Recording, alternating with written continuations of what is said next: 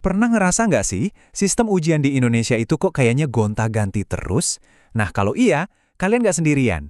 Hari ini, kita bakal ngebahas yang paling baru nih, Tes Kemampuan Akademik atau TKA. Yuk kita kupas tuntas, apa sih ini, dan gimana ngaruhnya buat siswa-siswi di seluruh Indonesia? Oke. Aku tahu banget apa yang ada di pikiran kalian. Hah, ujian baru lagi. Bener kan? Emang sistem pendidikan kita tuh dinamis banget ya. Tapi percaya deh, perubahan kali ini tuh ada alasan yang spesifik dan jujur, penting banget. Jadi, apa sih TKA ini sebenarnya? Kenapa juga kok balik lagi? Nah, kita cari jawabannya bareng-bareng. Buat ngerti yang baru, kita harus lihat ke belakang sedikit, guys.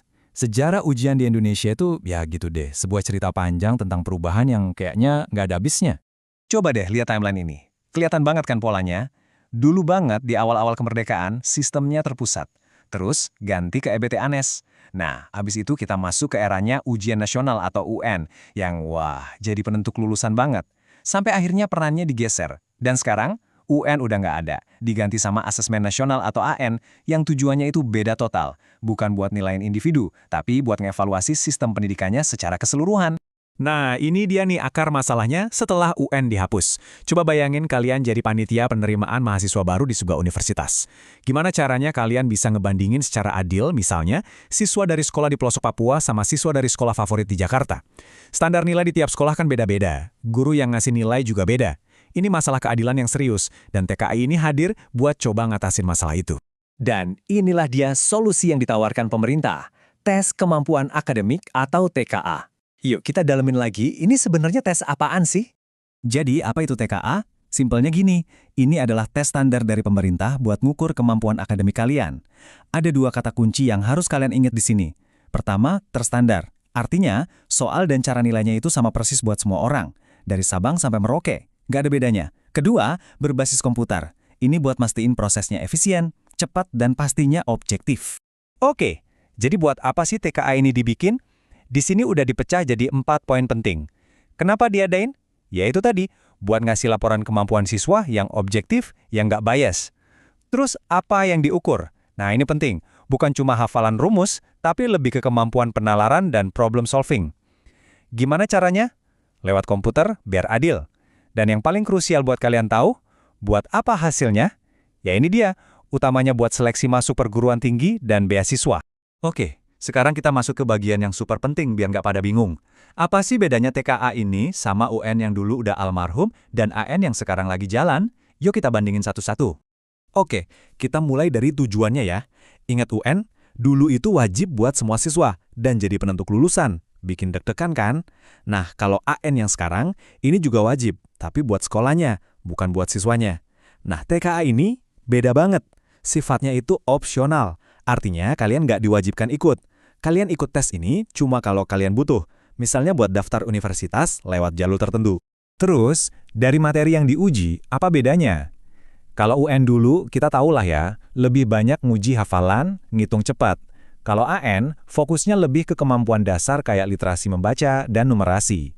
Nah, TKA ini posisinya menarik. Materinya emang dari pelajaran sekolah. Tapi yang dites itu bukan seberapa banyak yang kalian hafal, tapi seberapa jago kalian bernalar dan mecahin masalah pakai ilmu yang udah dipelajari itu. Dan siapa aja yang ikut? Kalau UN, itu semua siswa kelas akhir wajib ikut.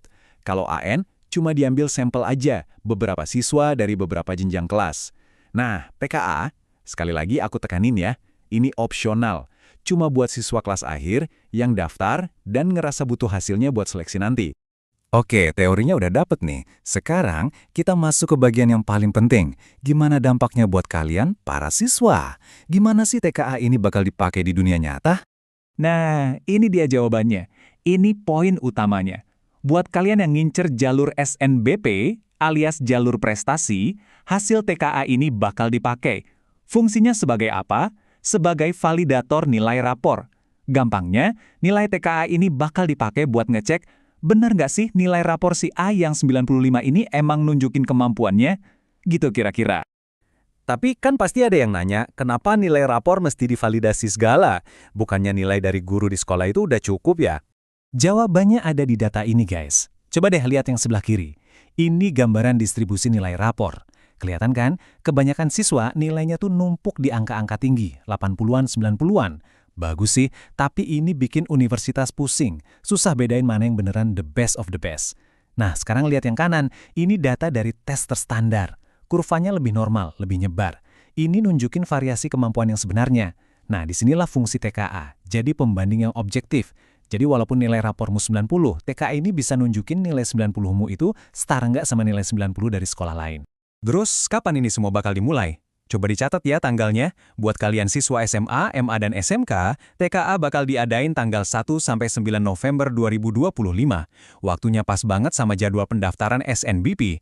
Nah, buat adik-adik yang di SD dan SMP, rencananya bakal diadain di bulan Maret sampai April tahun 2026.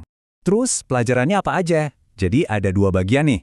Pertama, ada 3 mata pelajaran wajib buat semua. Bahasa Indonesia, matematika, sama bahasa Inggris. Wajib ya ini. Nah, yang kedua, kalian harus milih 2 mata pelajaran pilihan. Pilihannya banyak banget. Bisa dari rumpun saintek kayak fisika, kimia, biologi. Bisa dari soshum kayak ekonomi, sosiologi, geografi, atau bahkan bahasa asing. Jadi kalian bisa banget nyesuaiin pilihan ini sama jurusan kuliah yang kalian incer. Oke, kita udah bahas semua detailnya, dari A sampai Z. Sekarang, ayo kita mundur sedikit buat lihat gambaran besarnya. Di mana sih posisi TKE ini di tengah-tengah sistem pendidikan kita yang udah rame ini? Biar nggak ada salah paham lagi, kita lurusin ya, TKA itu bukan apa. 1. TKA nggak menggantikan nilai rapor dari sekolah kalian. Nilai rapor tetap penting. 2. TKA ini bukan penentu kelulusan. Lulus atau enggaknya kalian tetap urusan sekolah. 3. TKA juga nggak menggantikan tes SNBT ya. Jadi intinya gini, TKA itu hadir bukan buat ngegantiin apa-apa, tapi buat melengkapi sistem yang udah ada. Dia nambahin satu data pembanding yang lebih objektif.